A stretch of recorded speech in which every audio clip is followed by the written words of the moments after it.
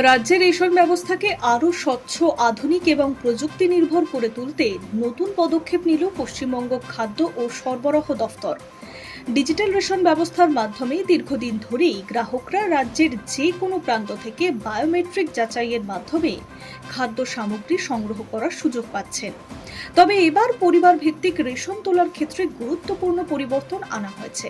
নতুন নির্দেশিকায় অনুযায়ী একই পরিবারের সদস্যরা আর আলাদা আলাদা রেশন দোকান বা ভিন্ন জায়গা থেকে নিজেদের অংশের রেশন তুলতে পারবেন না।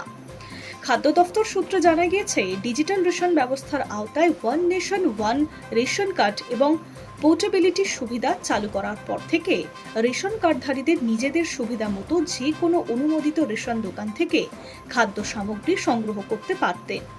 এর ফলে কর্মসূত্রে বা অন্যান্য কারণে নিজের এলাকার বাইরে থাকলেও রেশন পাওয়ার ক্ষেত্রে কোনো সমস্যা হতো না।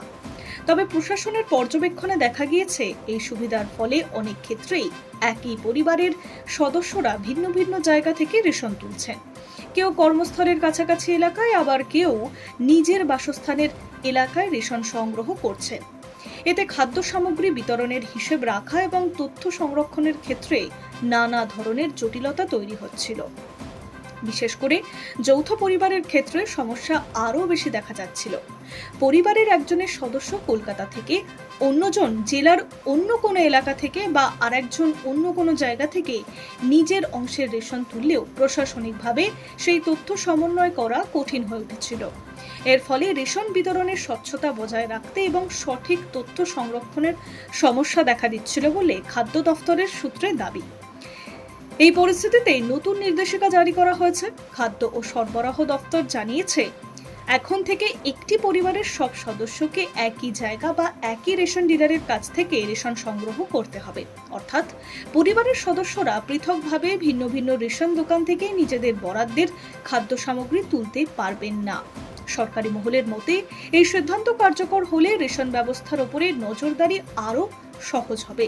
একই সঙ্গে খাদ্যশস্য বন্টনের তথ্য আরও নির্ভুলভাবে সংরক্ষণ করা সম্ভব হবে। প্রশাসনের দাবি, এর ফলে রেশন ব্যবস্থার স্বচ্ছতা বাড়বে এবং সম্ভাব্য অনিয়ম রোধ করা সহজ হবে।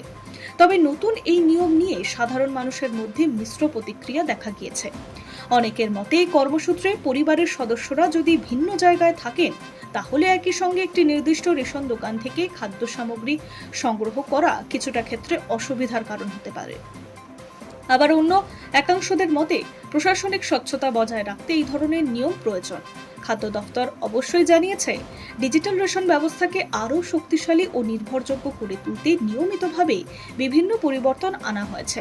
সেই ধারাবাহিকতার অংশ হিসেবেই এই নতুন সিদ্ধান্ত নেওয়া হয়েছে। ভবিষ্যতে রেশন পরিষেবাকে আরও সহজ, স্বচ্ছ এবং প্রযুক্তি নির্ভর করে তুলতে আরও কিছু পদক্ষেপ নেওয়া হতে পারে।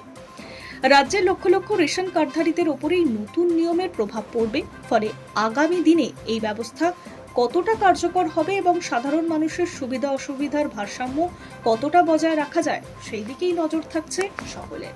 High news network.